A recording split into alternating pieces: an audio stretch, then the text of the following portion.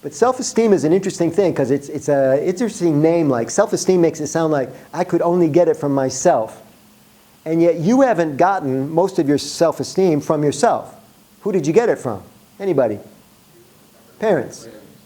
And if you didn't have a dad, you might have gotten it from mom. If you didn't have a mom, you might have gotten it from dad. If you were raised by a stepdad or a step-parent, you maybe got it from him or her. How many of you have children? Hands up. This is why it is so important to be a good parent. Most self-esteem, according to behavioral psychologists, is set in place by age 5. 5. What'd you say? I was going to say 4. 4 is close enough, man. Really young. Because the kid has his version of the world by age 4 or 5. That is stunning. And it doesn't change much after that. It recalibrates. You know, it might be a big life moment where he falls into line, she falls into line. But for the most part, by age 5. I mean, think about this. Whatever self-esteem they got, whatever good things or bad things happen, ages 1 through 5, and then they hired in into your department. Good luck with that. Now, you can overwrite that self-esteem. But mommy, the primary caregiver, was writing with a heavy-duty Sharpie, and you're writing as a supervisor 30 years on, 20 years on, with a number 2 pencil. It can be done, but you cannot miss an opportunity. And everybody on the leadership team, corporate team, this big training session you have coming up in a little while where everybody comes, that's where we develop that sense of community, like, this is how we are. I'm watching the Aaron Hernandez series. Anybody watching this? Oh my God. I'm not the biggest football fan, but there are some jaw droppers in this show, things I didn't know about Mr. Hernandez. And in the movie, they talk about something called the Patriot way, that to be and I don't know, I suppose not all of the professional football clubs run the same way, but the Patriots have this thing, and they hired Aaron Hernandez in the 4th round. Correct me if I get this wrong, because I'm not a football guy. But while they're hiring him, they're evaluating him. They give him the same damn personality test that you took to get into this company. And he scores abysmally low in 2 major areas, maturity and socialization. What this means is, this kid's going to be a discipline problem. We're telling you on the test. And nobody picks him up. He's talented. He does well in Florida at school. He played for Urban, right? Meyer Urban, is that his name? Urban Meyer. I told you, I'm not a football guy. And he does well, and he gets everybody's attention, but he goes in the 4th round because he's got all the ink. Behavioral psychologists call this signaling. It doesn't mean if somebody has a lot of ink, they're a problem, but it might mean they're a problem. Just like if somebody can't look you in the eye, or they don't seem truthful, or they've got, big gaps in their employment records, It's an indicator that something might be wrong. Something might not be a fit.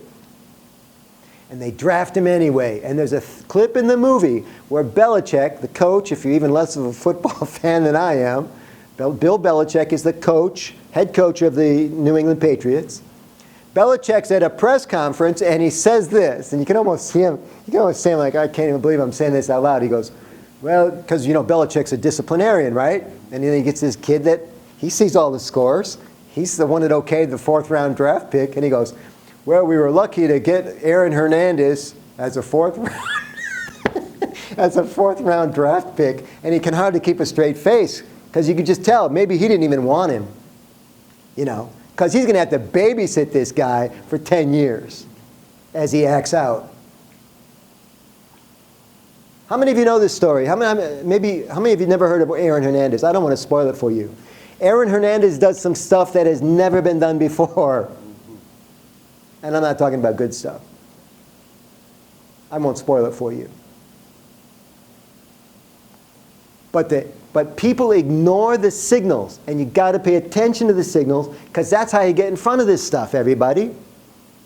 By paying attention. So I need you to get your radar up, and I need you to start saying things and observing things that you might not normally see. And so self-esteem, we hope, comes from the parents, but if it doesn't, guess who can give it to your employees? You can. And I know it's counterintuitive. It's called self-esteem, but you can give it to the employees. And it sounds like this: a compliment. Please write the word down. Compliment. There are two types of compliments. Outside compliments and inside compliments.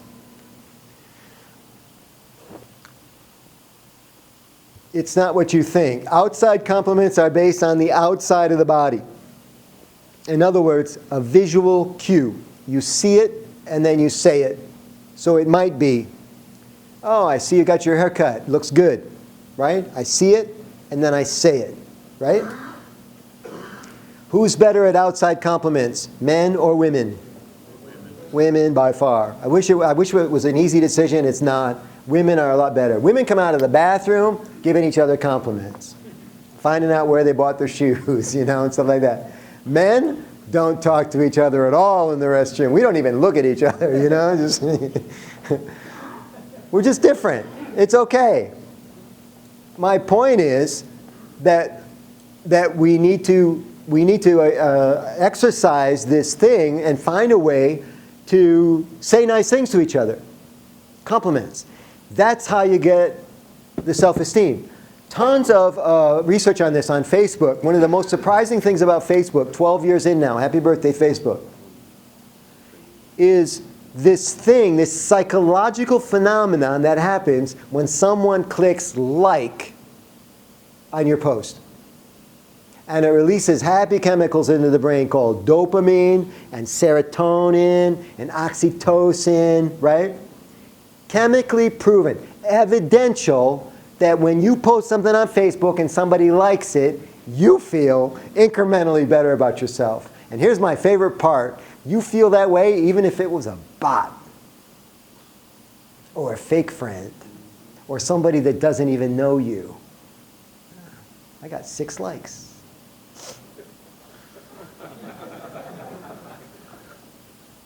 And here's the real killer part. You'll like stuff on Facebook that you don't even like in person. You'll say you like it on Facebook, but you won't say it to the people you don't even know, but you won't say it to the people you spend 2,000 hours a year with on the job. 2,000 is 50 weeks, 40 weeks a year, 2,000. And we don't take care of business. We don't take care of relationships with the people that mean the most to us. And it's bizarre to me.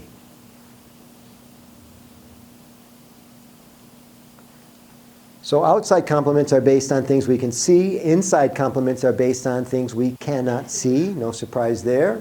Like what?